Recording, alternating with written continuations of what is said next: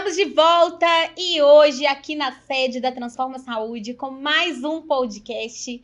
E, gente, conseguimos trazer o NASA. É ele, nordestino arretado, dono de uma rede social de 16 mil seguidores, é um influencer, é um atuário respeitadíssimo no mercado.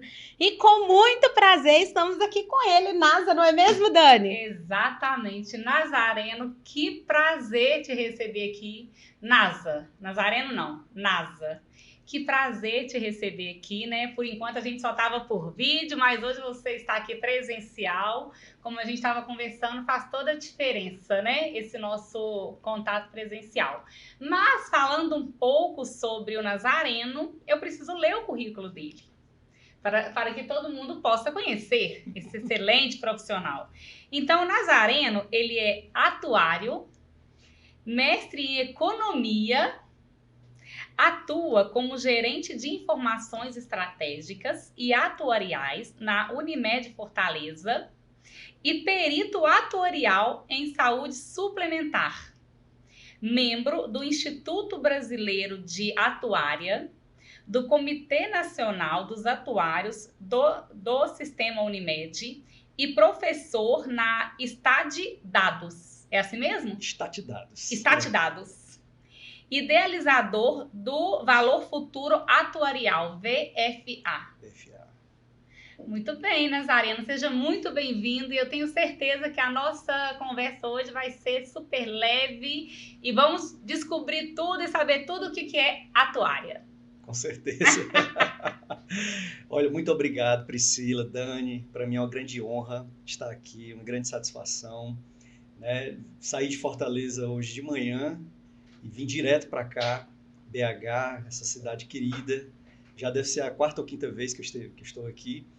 E vamos conversar, vamos, né, bater um papo aqui, descontraído, leve, para a gente se conhecer um pouco, né, mostrar um pouco da carreira, um pouco do lado pessoal também. Estou aqui à disposição. Ô, Nasa, você sabe que pra gente é um prazer muito grande ter você aqui. Um profissional que a gente admira muito, né? Tanto no contexto técnico e sua vida, né? Então, é um cara de propósito, dá pra ver isso. Um profissional, um executivo de propósito. Sabe o que quer, tem a sua verdade, né? E hoje eu acho que vai ser muito bacana, porque o propósito principal desse podcast é sair um pouco do dia a dia, daquela questão técnica, porque a gente vê o NASA para todo lado, mas pergunta, será de onde ele é? Abriu a boca, é nordestino, né? Dá para saber, mas e aí? O que está por trás desse profissional e quem é ele? E a gente tem esse conteúdo aqui na Transforma exatamente para isso, né? Como é que são os executivos do mercado? O que eles fazem? Qual é a história de vida? Será que a gente pode inspirar pessoas, né, no sistema de saúde? Então, é esse o objetivo. A gente não tem nenhum objetivo comercial, não tem nenhum conflito de interesse, e sim de trazer para a nossa audiência quem são esses executivos de saúde, essas pessoas que estão fazendo a diferença e o que está por trás dela, não é mesmo?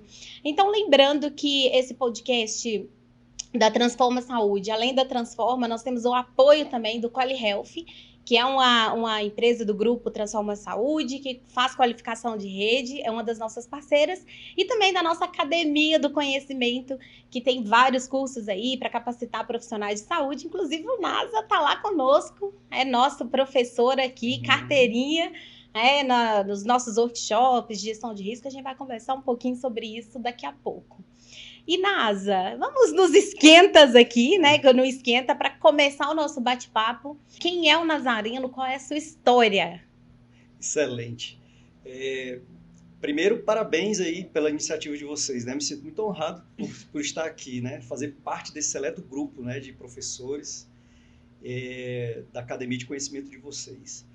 Bom, a gente se definir é sempre muito complicado, né? Não é? Mas é tão bom, porque você vai pensar, nossa, quem eu sou? Aqui em Minas a gente fala assim, oncotô, oncovô, né? Então a gente vai resumindo bom tudo, saber. É isso, oncotô, oncovô. Então quem que sou? Quem que é o Bom, Nasa? na verdade, assim, o autoconhecimento é muito importante também. A gente, por mais que seja difícil a gente se definir, mas a gente precisa procurar se entender, procurar ter esse autoconhecimento.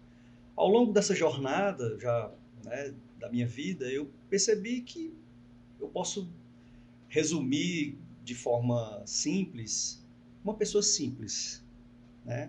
Um cara simples, um cara que realmente gosta tem um propósito, esse propósito está voltado para essa questão de um mundo melhor através do conhecimento compartilhado. Eu acho que a gente realmente precisa ter pessoas pensando mais, questionando mais. A vida é feita de perguntas e não de respostas. E eu sigo esse barco. Então, assim, eu poderia resumir desse autoconhecimento, esse cara simples que sonha com esse mundo melhor através desse propósito. Você esqueceu de contar que além de simples é atleta, né? Sim. É atleta. Aí no Rooney, aí... É pai de uma princesa. Sim, pai de uma princesa, Kyria. Né? Sim, gosto de treinar, gosto de correr, corrida de rua, malhar, né, na academia. Eu acho que é importante. E essa faz parte dessa transformação da saúde. Fez parte da transformação da minha saúde, Por né? isso que eu puxei esse link, que eu acho que perfeito. combina muito com a sua história. Perfeito, isso, né? perfeito. E isso se deu muito na questão da pandemia, né? Eu treinava antes, mas a coisa se intensificou mais a partir da pandemia, né? Assim, aquele momento, né, que a gente estava passando, todo mundo dentro de casa, aquelas incertezas, e aí eu comecei a pensar mais nessa questão. Né? E aí é isso, comecei a me dedicar mais, né? De segunda a sábado. E você nasceu em Fortaleza mesmo? Nasci em Fortaleza, lá mesmo, Capitalzona? Ceará. Capital. Ai, cidade linda. É. O meu pai era do interior, né? De Aracati. Interior lá. Como? Aracati. Aracati. Que E sua mãe mesmo de Fortaleza? Mãe de Fortaleza. Tá. E aí, nasci lá. Oh, então há 44 anos. 44 anos. Cearense brabo, como fala? Cearense brabo. Raiz. Para com isso, que não tem nada disso. A turma do Ceará é top, inteligentíssima. Com certeza. Nossa, eu vejo muitos conteúdos, né? Até da universidade, Sim. da própria Unimed, né? Que vocês são referência em vários processos. Sem dúvida. Eu vejo que são pessoas formidáveis. Dedicadas. Dedicadíssimas. O ITA, né? Esses concursos aí maiores, os cearenses arrebentam. Arrebenta, é verdade. E tem uma coisa também que eu vejo, vocês têm uma alegria que é única, né? É única. Veja que uma alegria única. Os maiores humoristas do Brasil são cearenses. Exatamente. Impressionante. Mas o brasileiro tem essa alegria, né? Eu falo que o maior orgulho de ser brasileiro é isso, é a alegria que a gente tem quando você vai olhar uma pessoa de outro país, é uma tristeza, né? Que é isso? E o cearense, ele perde o amigo, mas não perde a piada. Não perde a piada. E aí incrementa o brasileiro, né? Só não domina o mundo porque tá perdendo tempo fazendo meme. Não, eu vou te falar que eu custei para acostumar, porque meu sogro é cearense. Sim. Então, quando eu o conheci, ele é realmente isso. Ele perdia a nora, mas ele não perdia a piada. Mas eu custei acostumar, mas depois acostumei e é, assim, sensacional. Muito bom. Nazareno, então conhecemos um pouco, né, quem é o Nasa, que é pai de uma princesa, é esportista de segunda a sábado. Segunda a sábado. 6 dias. Eu trouxe aí na mala o tênis, a roupa, tudo. A gente improvisa. Tá na mala? Tá na mala. Gente, muito bem. Então, mas agora conhecendo um pouco mais, assim, da sua jornada acadêmica, da sua jornada profissional, como que você chegou hoje no cargo, né, que você está. A gente vai entrar agora um pouquinho mais aí, realmente, na parte técnica, atuarial. O que você pode dizer um pouco disso? Bom, a gente, começando pela parte acadêmica, o que a gente pode destacar é que, imaginem vocês se hoje muitas pessoas não sabem o que é ciências atuariais, imagine naquela época, na década de 90. Né? E o que foi que me fez eu decidir por este curso? Na verdade, foi um tiro no escuro. Eu sempre costumo dizer isso. Ninguém nasce quando criança, pai, mãe, eu quero ser um atuário. Né? Isso é muito, é muito específico. Na época do colégio, ali no terceiro ano, né, no pré-vestibular, na minha época o nome era vestibular, teve um colega que se inscreveu. Na minha época eu fui ali no direito, também estava meio perdido, né? Fui no direito, contabilidade, também não passei. E esse meu colega se inscreveu em ciências atuariais. Aí a velha pergunta, né? que é isso? O que é isso? Que curso é esse? Aí ele, explicação básica. Rapaz, eu não sei. Mas a minha prima faz e ela é sucesso. Ela é sucesso, já conseguiu um emprego, tá muito bem. E aí, guardei aquela informação. E aí, de repente, não deu certo. E aí eu fiz um ano de cursinho pré-vestibular, né? Meio ano, né? 6 meses, perdão. E aí encontrei com uma outra colega lá nesse mesmo local. E ela disse assim, tu vai tentar pra quê? Aí eu, cara, tô meio perdido, sei lá, contabilidade. Por que tu não faz ciências atuariais? Porque tinha um amigo meu lá no segunda pessoa. Tinha um amigo meu lá do colégio e tal. Aí disse assim, tu sabe o que é? Porque ele não soube me explicar. Rapaz, é administração, contabilidade, economia, tudo junto. E aí eu, caramba, vou pesquisar. Quando eu pesquisei, aí eu percebi que tinha muita matemática, né? Não que eu fosse um gênio da matemática, mas era uma matéria que eu tinha uma certa familiaridade, né? E aí prestei o vestibular e, por incrível que pareça, eu passei na terceira, né? Não para atuar, assim, né? Nas tentativas, a atuária entrou no terceiro momento, né? Terceiro semestre, digamos assim, e aí deu certo. Eu achei que a minha prova não tinha feito muito bem, mas mesmo assim deu certo. Quando eu cheguei no curso, na minha época, eram 5 anos, eu entrei em 97.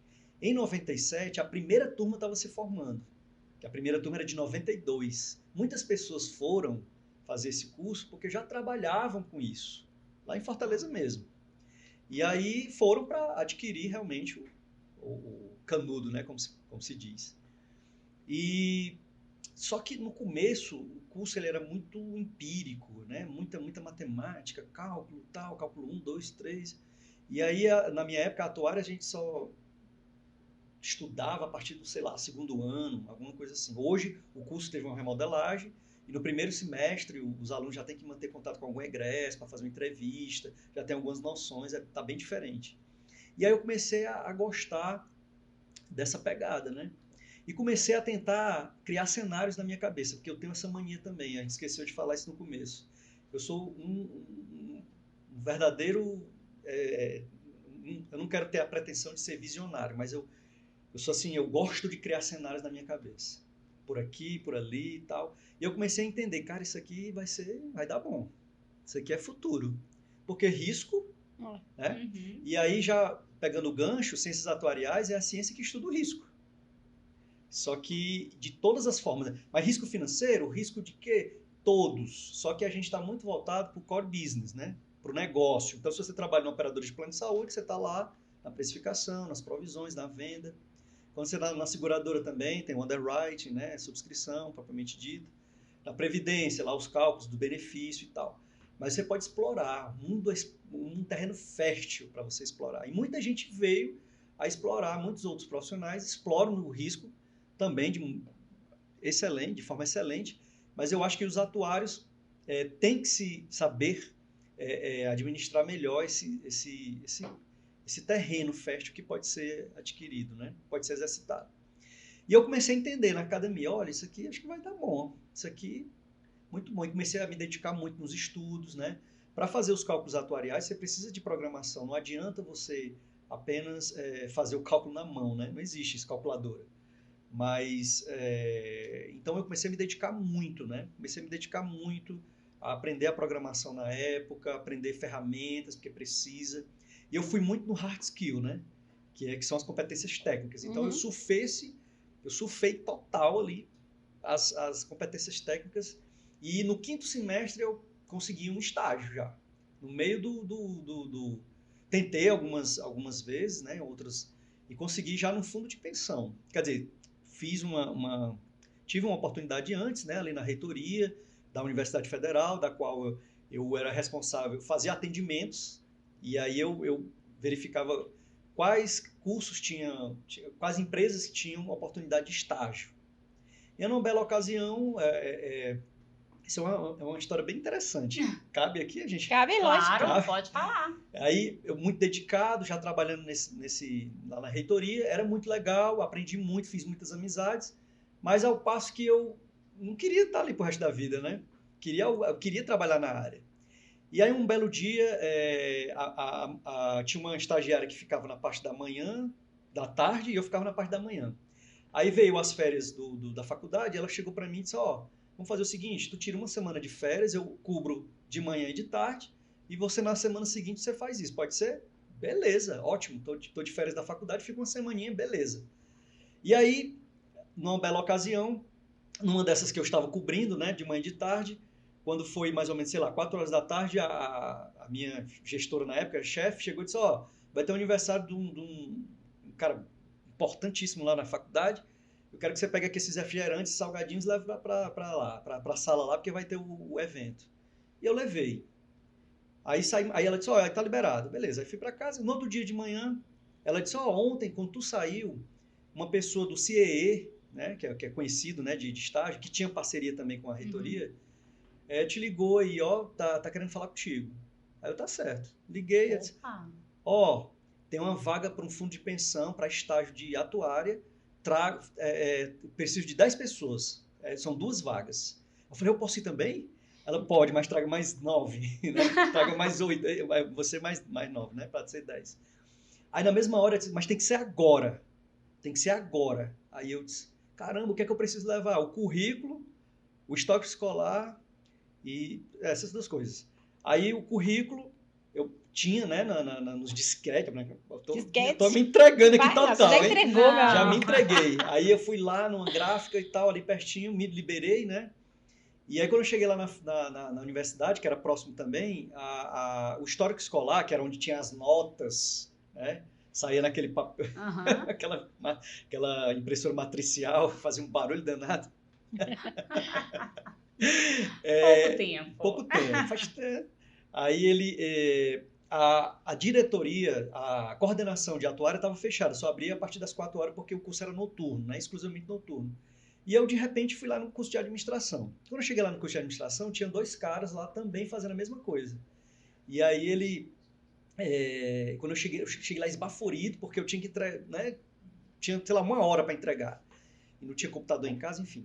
Aí cheguei lá, falei, pode imprimir meu histórico e tal. Aí a moça, não, travou, o sistema travou, esses 2 rapazes também estão esperando e tal. Eu falei, meu Deus, eu tenho uma proposta de emprego agora, estágio na área, uma oportunidade única. Comecei a soltar pro universo, né? E aí deu certo, ali demorou mais uns 20 minutos, ela imprimiu e eu saí correndo. E na época não tinha carro, tava na parada de ônibus. Vocês acreditam que aqueles 2 caras que estavam dentro da sala me viram, pararam e me deram uma carona até o CIE? Sério? Não, e você tinha Deus, contado, né, que não tinha oportunidade lá na cidade, né? Você tinha falado que era assim, olha, formando ou era Brasília ou era São Paulo, Rio de Janeiro, não tinha ali. E aí veio essa oportunidade, aquele negócio, né? A cavalo arriado passou uma vez só, ditadinho aqui de Minas, chegou e montou e foi, né? Foi. E como é que foi essa experiência lá? Foi ótimo. E aí deu certo, né? Participei da seleção, deu tudo certo. Mas eu fiquei um pouco mais, quase 1 ano mais ou menos, né? Um fundo de pensão lá local, né? Dos funcionários do Banco Nordeste. E aprendi muito. E lá eu conheci um grande atuário, que hoje está em Brasília, Mário Hatz, né? E ele, para mim, é uma referência. E aprendi muito com ele. E ele, paralelo a isso, ele tinha uma consultoria pequenininha, né? Que o portfólio era majoritariamente planos de saúde. E aí ele saiu, ele tinha, sei lá, 12 anos de casa na época, e ele saiu para ir para um projeto do Banco Mundial, para trabalhar. Na época, lá em Brasília, tinha a Secretaria de Previdência Privada, Pública, e ele foi trabalhar num projeto, numa dessas secretarias que eu não me lembro agora. E ele chegou para mim e disse, cara, eu tenho uma consultoria, tenho outro sócio, passa lá no escritório, porque uma das pessoas está saindo, se tu se interessar. E é impressionante, porque na época do fundo de pensão, eu trabalhei pouco na área. Eu acabei trabalhando muito no administrativo. Eu não tinha muita experiência. Então, assim, outros colegas que estavam lá no setor acabavam adquirindo, já tinham mais experiência e pegavam os trabalhos mais pedreira, né, digamos assim. E eu ficava lá mais de espectador. Não entendia, mas tentava correr atrás, né? E aí eu nunca imaginei que ele ia me chamar para fazer uma entrevista, né? Diante desse cenário lá no fundo de pensão. Mas foi bom, gostei. As oportunidades que eu tive de ver a ciência atuarial lá foi muito oportuno, foi muito bom. Mas aí a vida fez eu me aproximar dele, né? E quando ele fez essa entrevista, ele disse, olha, cara, aqui a gente não trabalha com previdência, a gente trabalha aqui com saúde. Aí eu, saúde? Saúde suplementar foi regulamentada agora, em 2000, isso aí em 2001, mais ou menos. E a Agência Nacional de Saúde veio para cá e tal. Poxa, eu não sabia disso. Beleza, mas como é que é isso e tal? Aí eles davam... na entrevista, assim, eu perguntei até mais do que eles me perguntaram, né? De curiosidade. E assim, quando eu cheguei, fui selecionado, né? Comecei a trabalhar e comecei a trabalhar muito com autogestão. Eles tinham muitos clientes autogestão. Então, autogestão tem aquele público-alvo, né? Dos funcionários, que aí tem os seus dependentes, tem o envelhecimento populacional, não tem aquela rotatividade, não tem aquela, né? Então, a gente fazia muitas projeções, fazia muita simulação, ou seja, em 2001, ele para mim é um ponto fora da curva, né? E a gente tem que se espelhar nesse pessoal. Claro. E aí ele já dizia para mim em 2001, cara, isso aqui, simulação, isso aqui vai ser o futuro aqui da saúde, preste atenção nessas projeções aqui, a ANS mais cedo ou mais tarde vai exigir essas projeções aqui. E a gente já se antecipava naquela época. E aí eu mergulhei, eu me apaixonei pela saúde suplementar. Assim, de cara, entendeu? E aí é tanto que nós tínhamos, sei lá, 3, 4 consultores, eu tinha 7 clientes comigo. Porque eu já tinha uma bagagem de programação, então eu fazia muita planilha automatizada para entregar, né? Ou então, no próprio sisteminha, eles tinham um sistema que rodava em alguns clientes, mas esse sistema não vingou muito, né? Aí eles acabaram contratando uma outra pessoa para ficar dedicado nesse projeto.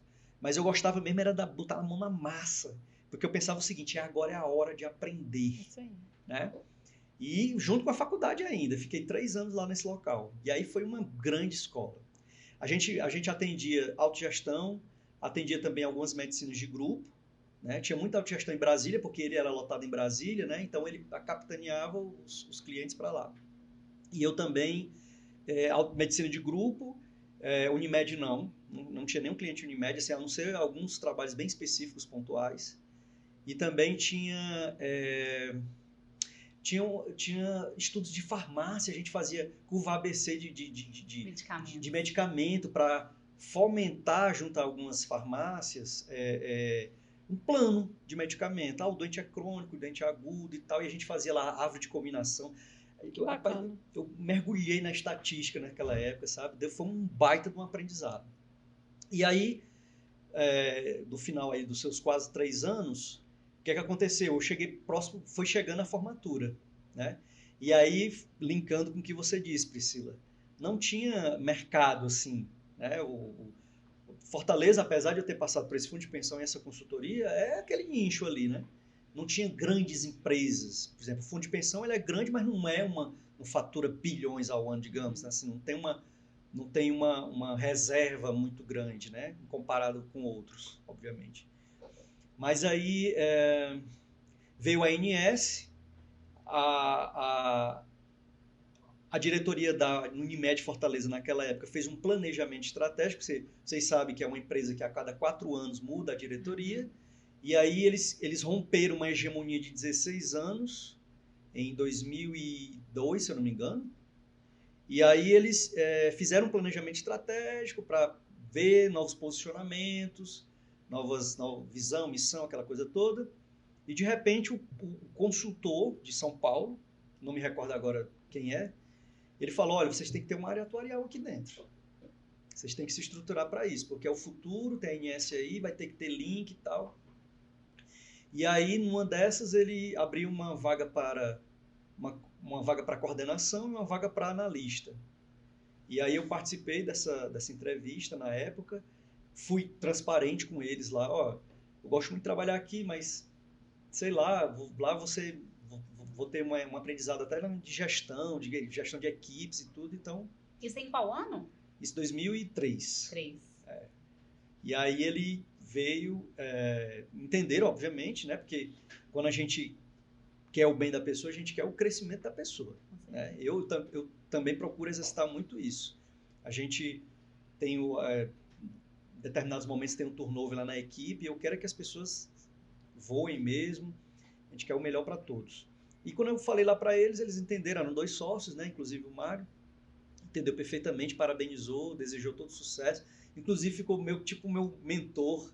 Cara, eu tô me deparando com esse tipo de situação, o que é que eu faço? Uma coisa também que ele me ensinou muito legal, ele disse assim, olha, construa uma rede extraoficial. Você não pode ficar sempre indo até o seu gerente, até o seu superintendente, para reclamar, para que você consiga as coisas. Não, você constrói com seus pares, ou até sem ser seus pares.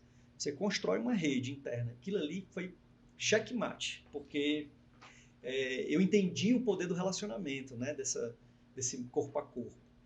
E aí pronto, quando foi em 2003, eu saí, participei dessa seleção na Unimed e passei na Unimed. E tô lá até hoje, 2003, vai fazer 20 anos no próximo ano. E o interessante que a gente vai falar mais um pouco, né? Mas o interessante é que as coisas foram construídas, a minha carreira foi crescendo junto com a empresa. Uhum. Nesse novo mundo da regulamentação, das exigências, né? Mas a gente pode falar mais um pouco mais à frente. Não, e dá para ver que você realmente é apaixonado, né?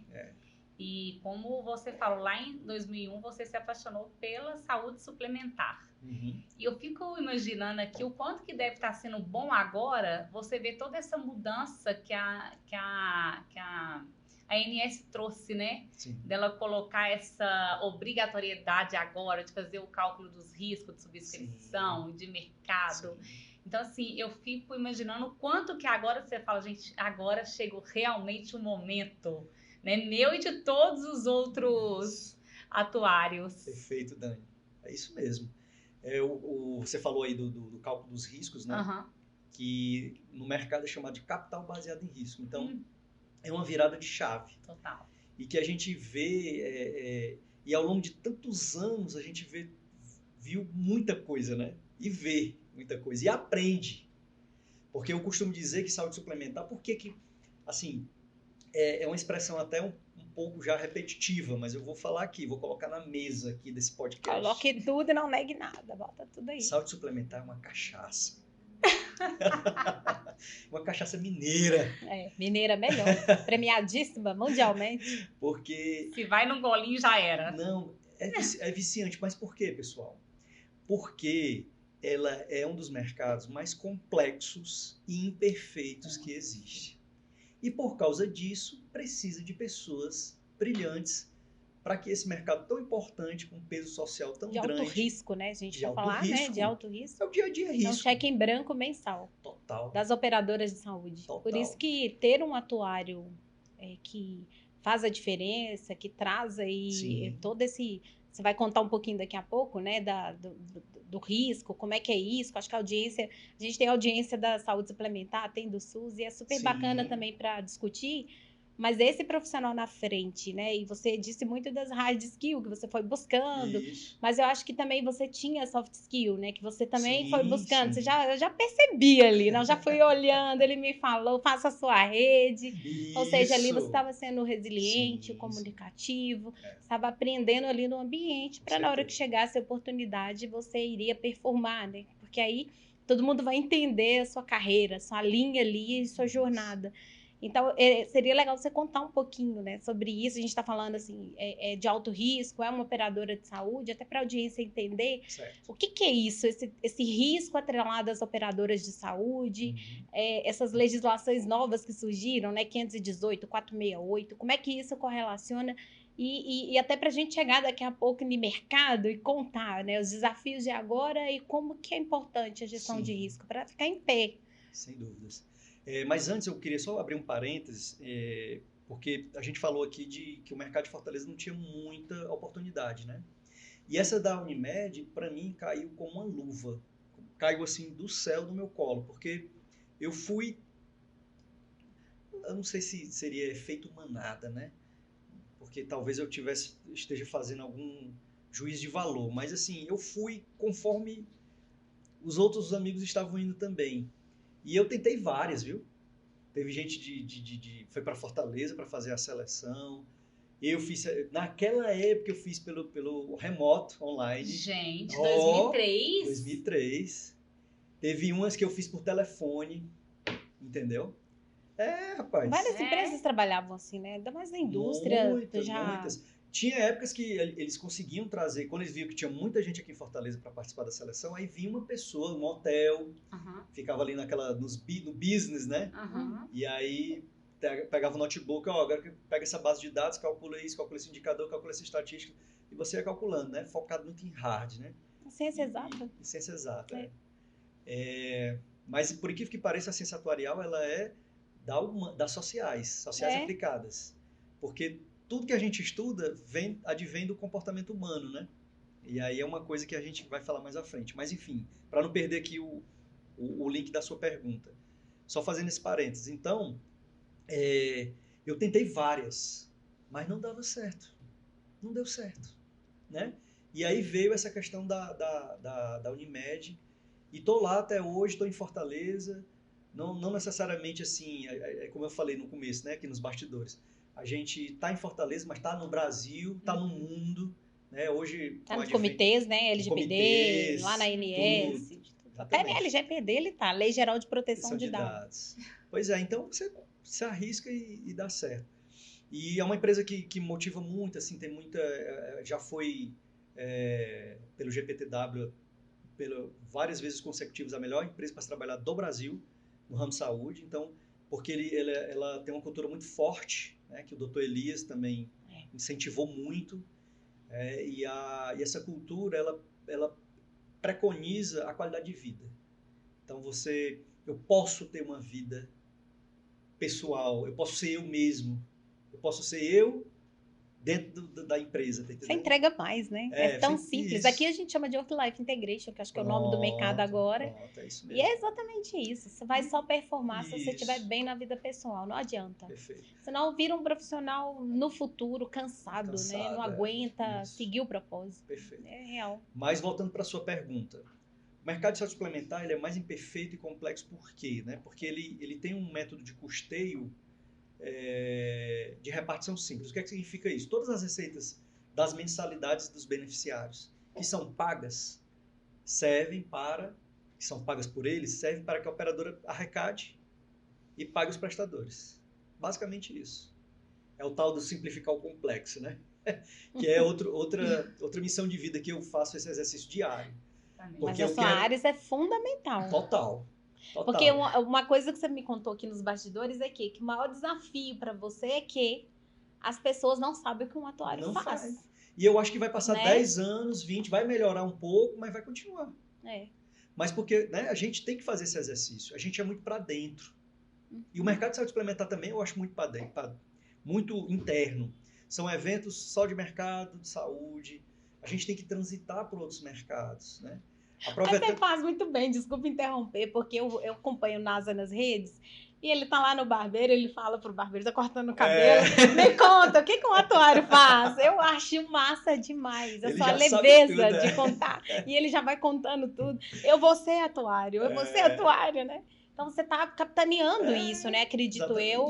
Você está capitaneando tanto na parte técnica, em grandes momentos, em grandes players como a ANS, grupos, palestras, até aqui com a gente na Transforma. E também descendo ali para leveza nas suas redes, né? Que são um influencer ali digital e traz também em vários momentos o significado. Então, vejam, voltando aqui. Então, todas aquelas receitas...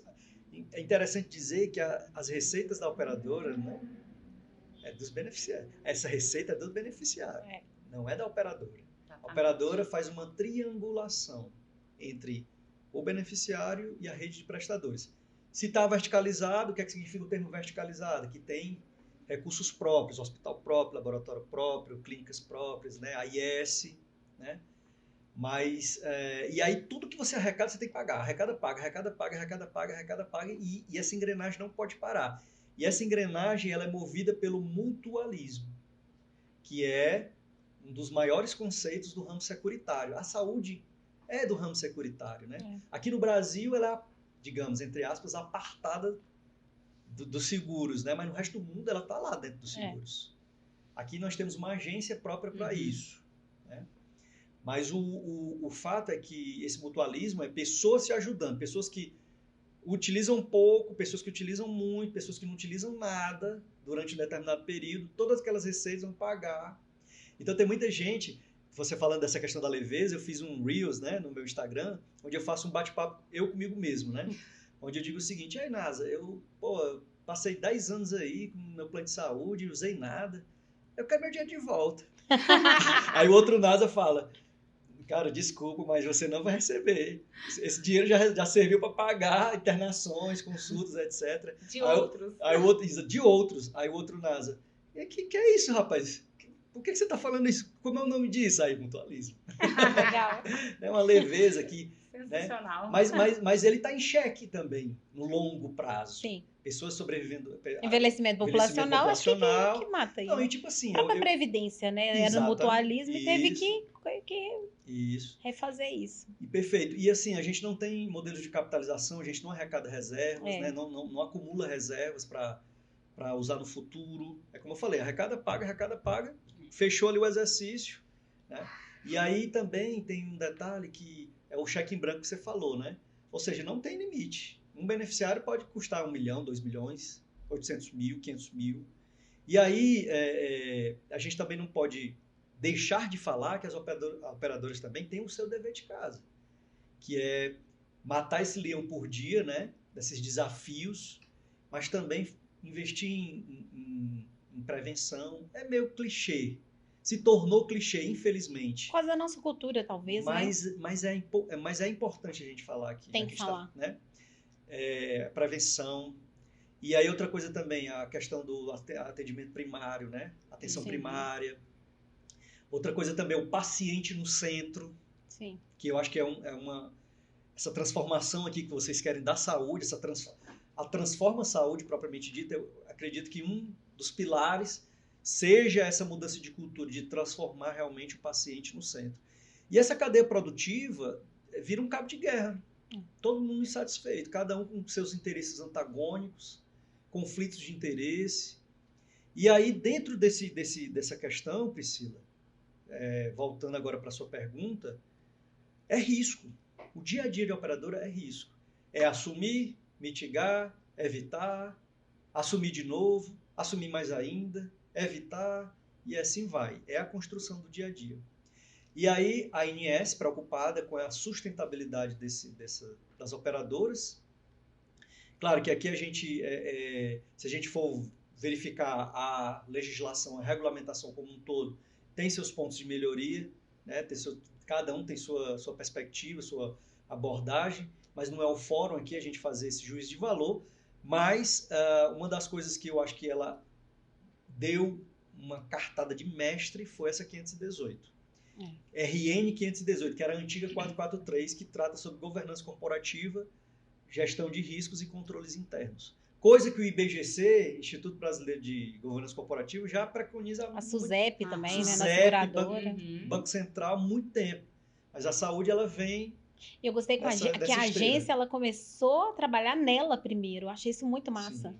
Porque antes de lançar, ela começou a fazer internamente, né? Gestão de risco, começou a falar de implantação de gestão de risco na própria agência. Perfeito. E depois veio lançando, vieram vários comitês, Sim, né? Juntou, acho sim. isso muito massa também, que junta, faz os comitês. A necessidade de auditoria interna, a nossa auditoria interna lá tem mais de 20 anos. Gente, olha. Humberto Oria. Exatamente. E assim, a Unimed Fortaleza também, além disso, eu sou suspeito para falar, mas, por exemplo, ela está na vanguarda em muita coisa. Tá, isso aí com certeza. Na vanguarda, assim, e tá aí, ó. Né? Agora veio uma RN que exige essa área, já existe há mais de 20 anos. Compliance já é uma cultura um pouco mais recente, né? Sei lá, 3, 4 anos, por aí, internamente. Mas a área atuarial também, quase 20 anos também. Já existia uma área antes, né? Tinha atuários também, só que era uma coisa mais, digamos assim, tímida, né? Não tinha aquela assinatura do balanço, não tinha aquela responsabilidade civil perante o órgão fiscalizador, entendeu? E aí, assim, então a 518 vem para dar essa arrumada. E mais do que nunca, a gente está vendo que esse mercado está se consolidando, cada vez mais, muitas fusões e aquisições, isso é não é nem mais tendência, já é uma realidade. E nessa consolidação, existem os pós e os contras, né? Mas é inevitável. E aí, nada mais justo do que preconizar a sustentabilidade desse mercado. Só que os desafios são muito grandes, né? A cada piscar de olhos, a gente vai falar mais à frente. Não, porque você falou assim, ó, que o dia a dia da operadora de saúde é gerenciar risco, não é? Paga conta e tal. Mas como gerenciar esse risco com rol taxativo, agora com piso salarial? Como é que é essa mágica, né? A gente fala do atuário ali, nessas provisões, no valor que vai ser pago, a questão ali do reajuste que foi negativo, né? Deixou todo mundo doido agora. E aí, como é que é isso? Boa. Pois é, o mutualismo ele é uma engrenagem que dá certo se a operadora souber investir. Né? E aí esse investimento passa por questões qualitativas, que é o que a gente acabou de falar aqui. Né? A gestão do risco. A gestão do risco, propriamente dito. E o modelo quantitativo. Aí nesse quantitativo, onde a gente sofre um pouco mais, é exatamente entender as realidades. Por exemplo, quando você vai fazer um reajuste de planos coletivos, o ramo de atividade é importante, o número de beneficiários é importante da carteira, o nível de sinistralidade também é muito importante. Saber a gestão de risco também, a gente tem que incentivar a questão do crédito também, porque é importante a questão da inadimplência, né?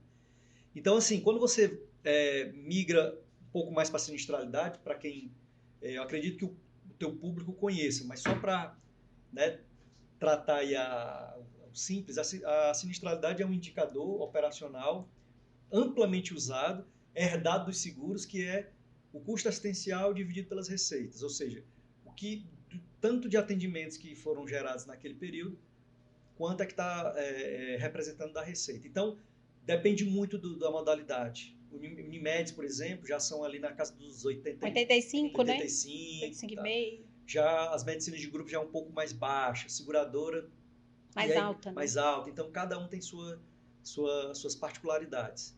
E a sinistralidade, ela serve para a precificação, ela serve para o reajuste. E isso é subscrição pura e resultado de curto prazo. E aí, o que acontece? O atuário, nesse jogo de cintura, ele vai trabalhando. Bom, eu tenho uma empresa que tem 40% de sinistralidade. Adianta dar reajuste zero? Não é o recomendável. Por quê? Porque daqui a 12 meses, quando a gente for sentar... Interessante que daqui a... Olha, eu já ia falar uma besteira aqui. Daqui a 12 meses, não. Isso tem que ser constante, né? A equipe de relacionamento, ela mantém contato ali constante.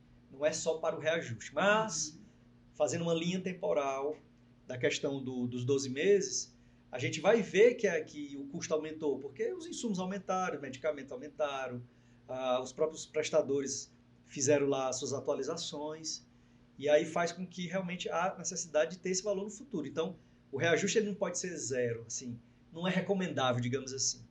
Mas eu fui até questionado, eu constantemente faço treinamentos lá para o pessoal do comercial, né?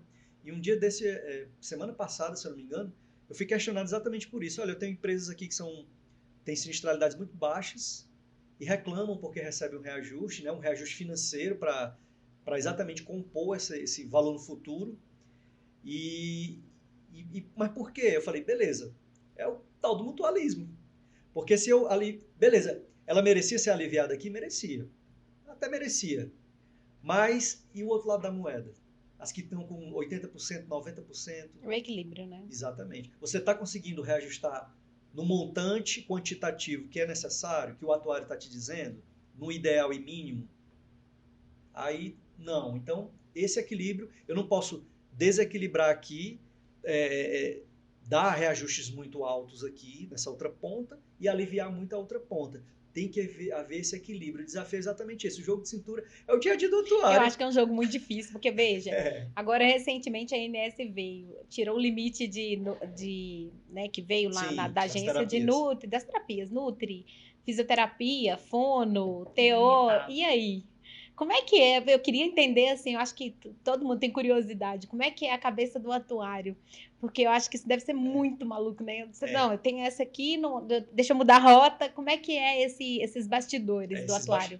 Esses bastidores é assim, tudo que a gente calcula, a gente já inclui margens. Entendeu? A gente vive num mundo determinístico. Quando a gente vai fazer um cálculo atuarial, digamos assim, a gente está falando de futuro, sempre. Né?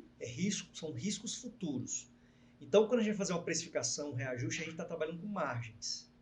E essas margens podem ser... Aí, a calibragem está aí. Entendi. Tá? Um pouco mais para cima, um pouco mais para baixo, mas óbvio, com responsabilidade e ética, né? Não é dentro de estatística, né? Dentro de Acredito parâmetros, eu, é lógico.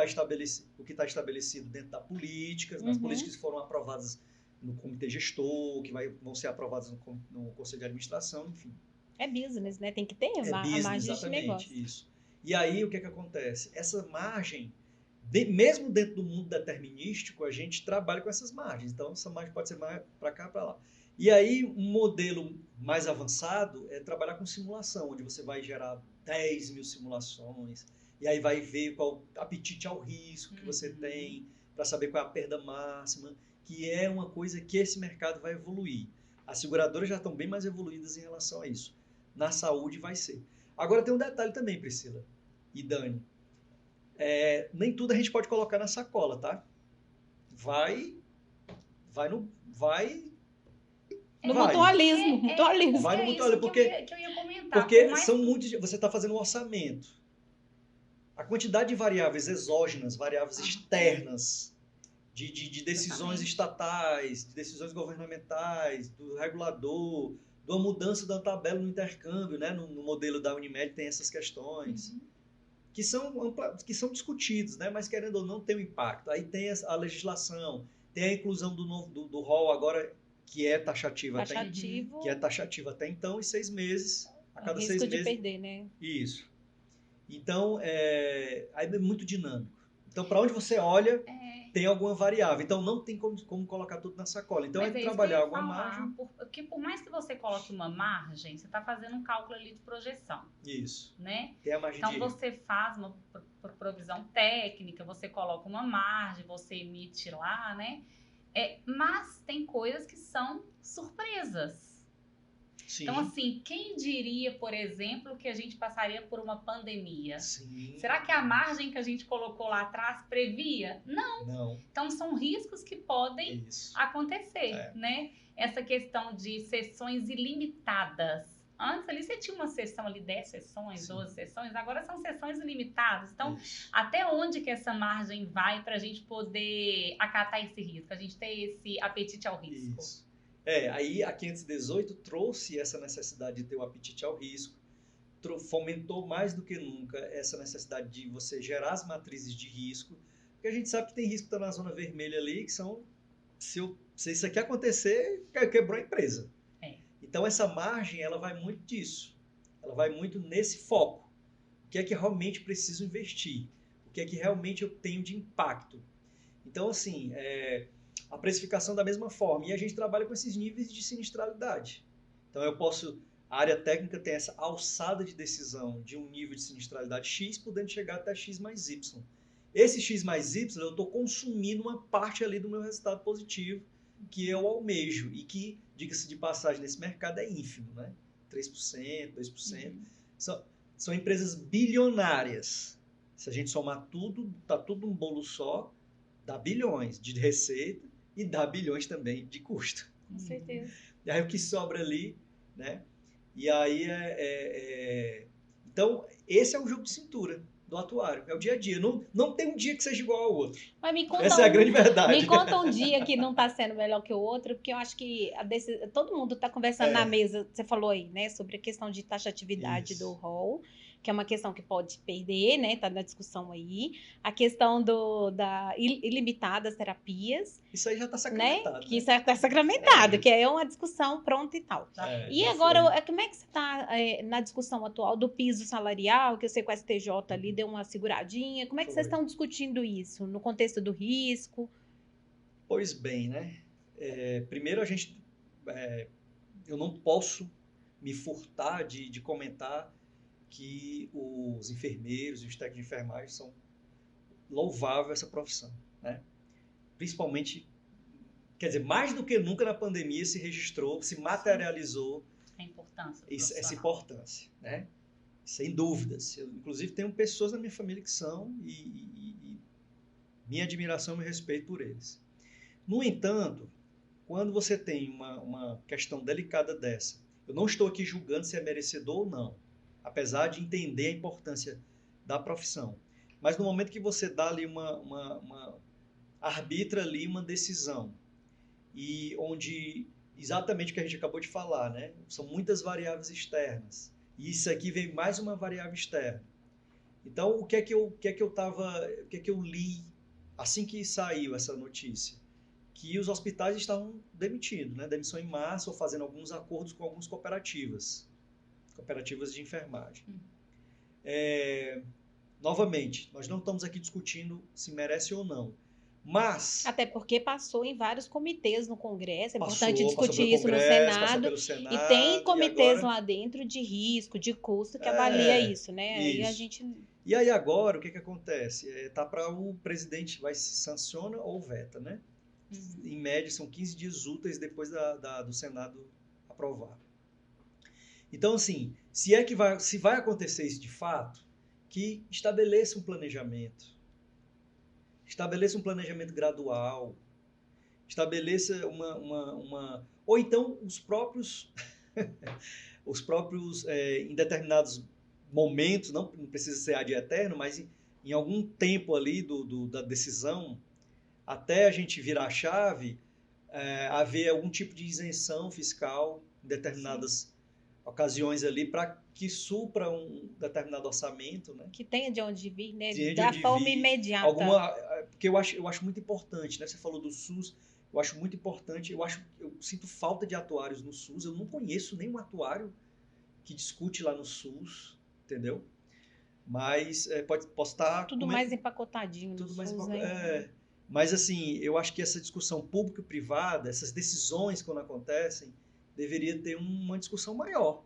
E não simplesmente arbitrar e, olha, amanhã você vai ter que... Me deu uma dúvida agora. Já vai entrar aí no cálculo da projeção do 4º trimestre? Da piso? provisão? É porque o STF... Ainda não. Deu agora 2 60 meses. dias. Prorrogou isso. 2 meses, né? Só que quando lançou, tava naquela que tinha que pagar em agosto, Isso. né? Iria entrar nesse cálculo da projeção de vocês, do 4º trimestre? Provavelmente. Com certeza. Iria Se era entrar, né? arbitrário, né? Ia Teria que entrar, com entrar já. certeza. E era um valor Mas bem... pensa que bem isso que eu tô pensando, que era... na casa dos milhões. Porque você tem um cálculo ali de projeção que ele vai batendo os Isso. trimestres, né? Sim. Ele vai batendo ali. tem que Você vai fazer tendo uma isso. margem ali, mas é uma margem pequena Isso. de desvio, né? Eu tô imaginando esse 4º trimestre, o que ele viria, né? E você falou Nessa projeção. Você falou de trimestre, É, e me veio uma lembrança agora que saiu semana passada o 2º trimestre da ANS, nos dados públicos, né? Saiu. E aí foi de todo mundo chorar, né? Muitas operadoras Foi de chorar esse com resultado. Negativo. Eu olhei para o Muitas. dado e falei, eu não Você viu estou os gráficos? acreditando. Né? Muitos milhões, como 60 estamos milhões, no 50 negativo, milhões. né? E, fazendo tal, a e comparação chama- de título operadora. E Sim. chama atenção para a gestão, né? Como é que a gente está gerindo também a saúde suplementar? Eu acho que quem compra saúde Isso. suplementar são os empresários, né? São os donos de empresa. Muitos, O que essas pessoas desejam, né? E qual é o ponto que os executivos de saúde Isso. precisam de pensar? Será que a gente tem que repensar, Sim. né? Será que o modelo que a gente está aí hoje de remuneração, que ele é um modelo fee-for-service, tudo Isso. aberto, o pacote, será que está na hora de a gente pensar Sim. em pagar pela melhor performance, pagar pelo valor? Os estudos mostram que existe grande desperdício no sistema de saúde, a utilização desnecessária, Sim, fraudes. né, fraudes. Hoje o Brasil é o país que mais tem ressonância magnética, né? Aquele estudo de ética lá não lembro de qual órgão que era, mostrando exatamente isso. A gente tem um desafio muito grande e tá nessa gestão, e pra gente tá muito claro, né, que a medicina melhor do mundo, ela custa muito barata, né? Uma discussão que a gente discute muito, porque se você entregar valor, né, entregar propósito, trazer o paciente no centro do cuidado, que foi o que você disse no início, uma jornada efetiva desse paciente, performar e pagar por essa melhor performance, eu acredito muito nesse modelo, que aí você vai ter melhores serviços, né? Uma centralização no recurso para aquilo que é necessário. Uma medicina preventiva, Sim. né? Bem alinhada a uma jornada. Eu acredito muito nisso, talvez, sabe? Acho que é aí que esse momento de fusões, do negativo, acho que vai estar colocando todo mundo para pensar. Todos os congressos que a gente vai, a discussão está ali, no valor, Sim. medicina baseada em valor, como é que a gente vai trabalhar isso. Eu nunca vi um momento tão oportuno para a gente discutir isso. Talvez daí vai sair o dinheiro para a PEC, vai sair o dinheiro para sustentabilidade, sabe? Perfeito. Perfeita colocação. Pronto. Acho que na mesa, toda mesa de discussão do futuro desse mercado passa por isso. Remuneração dos prestadores, paciente no centro, medicina preventiva, né? Utilizar melhor os recursos. Eu não sei se vocês conhecem a saúde nível Europa, Sim. mas a minha irmã mora na Suíça há mais de 20 anos. E ela comenta comigo como é que é lá. Ela tem que passar por um generalista antes. É medicina preventiva, né, na sua essência. Ela até faz uma comparação. Ela já morou um tempo aqui, mas assim, são 20 anos, né? Um pouco mais de 20 anos.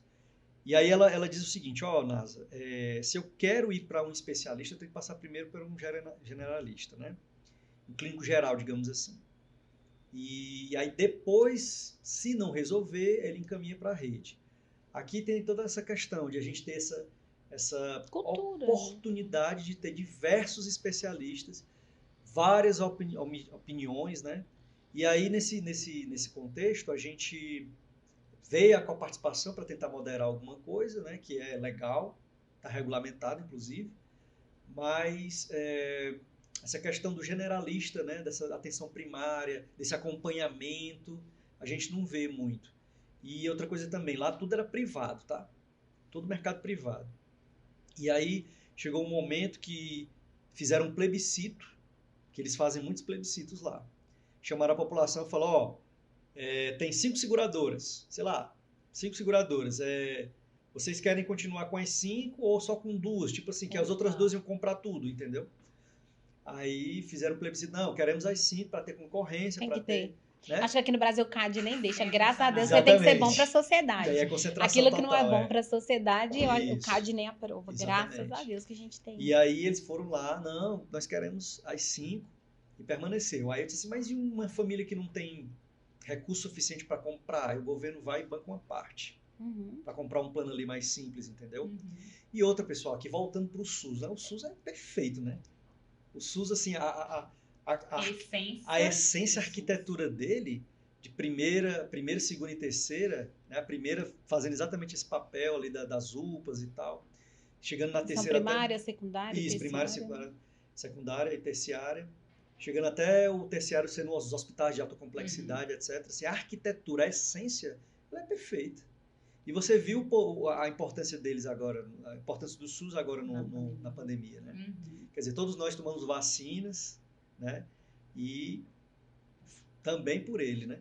Mas eu acredito muito no que você falou, na junção dos dois, né? Do privado com o público. Essa discussão tem que acontecer. Porque também, se não existisse a saúde suplementar, o SUS, ele não suportaria toda a demanda. Como não suporta, né? Mais 49 milhões de beneficiários. Exato, né? Então, a gente tem uma taxa de cobertura de plano de saúde, está chegando a 26%, se não me engano, né? Que eu olhei semana passada, é 26% em média. Então, isso é interessante, né? Então, porque dá um equilíbrio, mas para sustentar vai ter que repensar. Eu acredito que estão todos os grandes CEOs, gestores aí, executivos com essa pauta na mesa. E isso é ótimo, porque traz inovação também, né? O Brasil, a gente tem uma veia da inovação muito boa. Então, tem muitos cases de sucesso que nascem também, né? Isso, e aí você fazendo uma conta simples, né? 49 milhões, sobram mais de 160 milhões de brasileiros sem plano de saúde. E aí, o que acontece? Talvez não, né? Provavelmente essa galera não quer, nem estão totalmente no SUS. Tem gente que está no privado mesmo, tem dinheiro para bancar, um atendimento privado.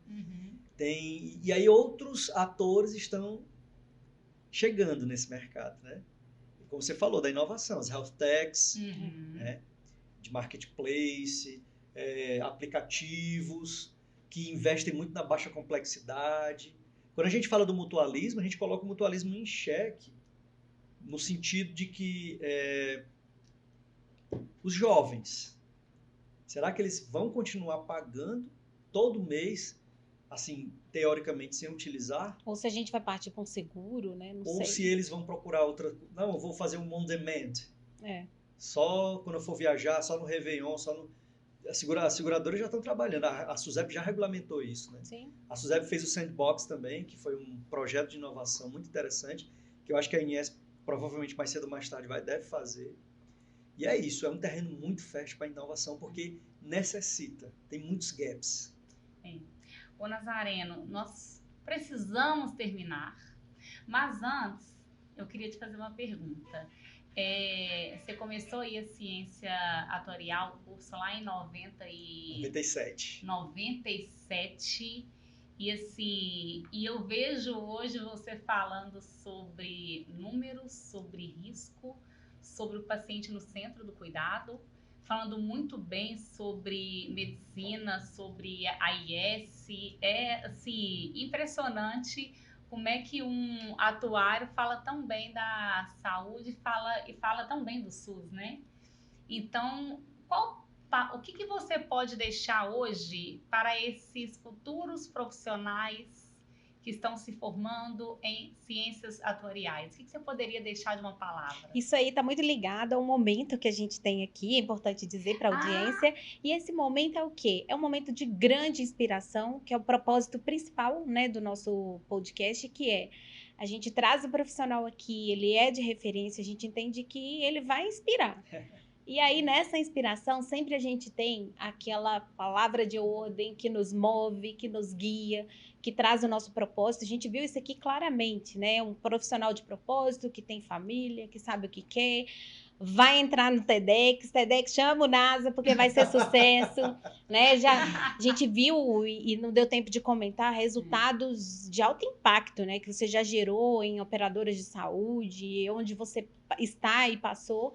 É por isso que a gente fala, né, de que é um profissional de referência, 60 milhões, né, de economia numa operadora de saúde. Então, enfim, tem vários cases de sucesso na sua atuação, nessa mágica aí que a gente discutiu.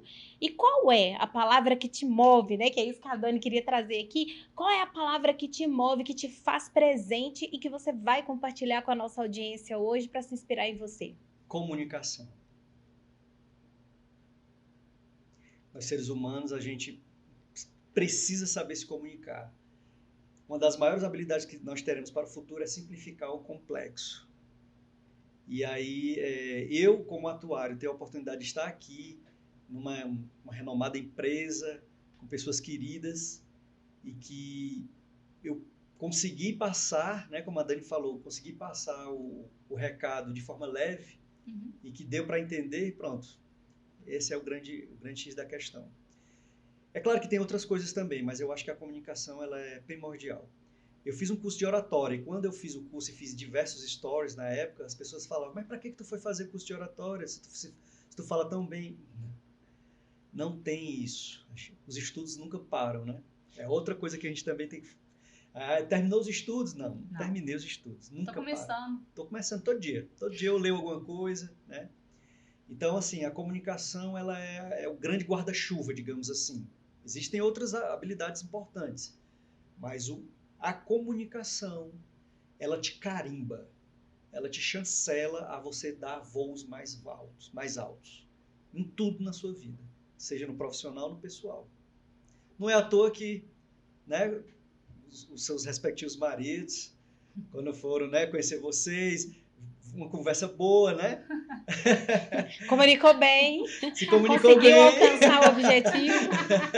Até porque não adianta, né, Nasa? Assim, o profissional e pessoal, tem conteúdo exatamente. técnico, né? Se ele tem uma soft skill maravilhosa. E essa, para mim, também, vou dizer que para mim é uma hard skill fantástica. Quem não sabe se comunicar não vai conseguir mostrar o quanto é bom na técnica, né? E qual o resultado que gerou. Então, o que você traz é exatamente isso aqui hoje para a audiência, para se comunicar, vai atrás, se comunica bem, vai atrás, para estudar, para ficar melhor ainda, para que você consiga mostrar o seu potencial, né? Isso. E uma postagem que eu fiz hoje no Instagram, Que foi assim, às vezes você olha lá para frente, poxa vida, vai demorar demais para chegar onde eu quero, né? E você acaba se punindo muito por 2 motivos. Primeiro, que você pensa nesse futuro e não vê o que você já conquistou. E o pior de todos, que eu acho que esse é matador, e que eu fiz muito no passado, a gente não teve, né, não deu para falar, mas eu deixo aqui só essa reflexão, é se comparar com os outros. Sim. A gente se compara, a gente se mata, porque as trajetórias são completamente diferentes. Então, essa comunicação, é você investir nessa comunicação, da forma de você se expressar, na forma de você vender uma ideia, porque nós todos somos vendedores, né? Sim. Olha aí o Atuário falando isso, né? Mas é Mas isso mesmo. a gente se vende, né? Vende o tempo, se vende uma ideia, Sim. né? Vende uma imagem. E aí, nessa linha, foca no passo de hoje. Até ela foca no passinho. Eu gostei que você colocou isso. Vai num passo de cada vez, isso, né? Dá o primeiro passo. Isso, vai. Foca no passo. Não olha para o lado, não. Olha para você. Eu acho que isso faz uma diferença tremenda. Porque eu perdi muito tempo nessa minha vida aí, me comparando com os outros. Com esses meus amigos que saíam do Ceará, e eu me sentia perdedor porque eu estava no Ceará. Depois é que eu fui entender, assim, cada um tem sua trajetória. Eles brilharam, eles brilham, eles conseguiram da forma deles, eu consegui da minha forma. E assim caminhou a humanidade. Eita, nós. Gente, que fantástico. Que bate-papo gostoso. A gente está sendo até puxado a orelha aqui, daqui a pouquinho a gente fica olhando para o lado, mas é a turma falando, olha, tá vencendo o horário, a audiência não gosta de podcast longo, mas não tem jeito, né? A gente está com o NASA aqui, e olha que a gente nem conversou tudo ainda que a gente queria, né? Mas vai ficar para um próximo, não é mesmo? Isso é sempre bom, porque vai ter uma nova oportunidade de estar aqui conosco. Queria te agradecer em nome da Transforma Saúde, primeiro a sua presença, por estar aqui conosco, também por estar conosco no Propósito, nos workshops, na Academia do Conhecimento, como um docente, capacitando dessa forma leve, gostosa. Todos os alunos ficam apaixonados, né, com a sua metodologia e a gente também.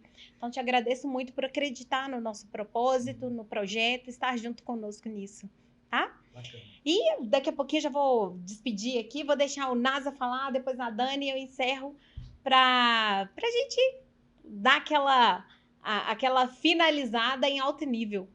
O NASA é contigo. Faça as honras, Dani, não? Então, Dani, faça as 11 e o NASA termina e a gente encerra. Vamos lá, NASA. Então, primeiro, muito obrigada por ter aceito o convite, por ter saído lá de Fortaleza hoje, ter vindo direto para cá, né? Mas realmente foi um prazer muito grande. Vou te falar, eu te sigo todos os dias nas redes e todos os dias eu dou altas gargalhadas. Porque eu realmente acho que você comunica muito bem. Legal. Você comunica de uma maneira simples. Você traz aquela simplicidade. E eu acho que para o que a gente vive hoje, para o que a gente faz, a gente precisa realmente trazer o simples, Sim. Né?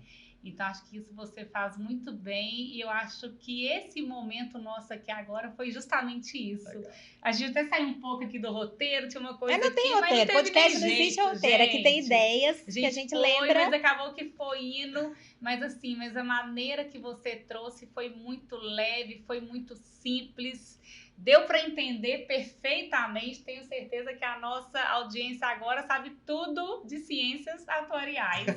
Então, assim, muito obrigada. E vai ter, então, a parte 2, né? Tem que ter a parte 2. Já estou aberta a convites. Pronto. Próximo mês? Próximo mês, que tal? Ô, Kívia, deixa o papai, esposa. Vem conhecer Minas pra gente gravar a parte 2 com o NASA, que tal? Com certeza, trazer a família toda, né? Não é? Bom, pessoal, só tenho a agradecer também, né? Realmente eu acredito no propósito de vocês. A gente hoje em dia tem que estar muito atento a essas parcerias, tem que estar muito atento assim, a fidedignidade, né? E eu percebi muito isso em vocês. E por isso que eu me aliei aí a esse corpo docente, que para mim é uma grande satisfação. E mais ainda estar aqui com vocês, batendo esse papo leve, né? Recebendo esses feedbacks aqui ao vivo. Muito bom. A energia também de vocês é excelente, né? A Mari também aqui, que está aqui nos bastidores. Mari Vaz está ali Fui no bastidor. muito bem recepcionado aqui. Vocês são pessoas muito educadas, muito solícitas, tá? Contem comigo, puder ajudar, estou aqui à disposição. E, novamente, foi uma grande satisfação estar aqui. Muito obrigado. Agradeço aí o convite. E tamo junto. E assim nós vamos terminando dessa maneira gostosa, saudosa já, né? Vou mandar um beijo para todo mundo lá de Fortaleza, uma cidade maravilhosa. Agradecer os nossos parceiros aqui que nos apoiam, Quali Health, a Academia do Conhecimento da Transforma Saúde e a Transforma, capitaneando tudo isso aqui. E vou dar um beijo, um queijo, um cheiro para nossa audiência e até a próxima. Até. Tchau.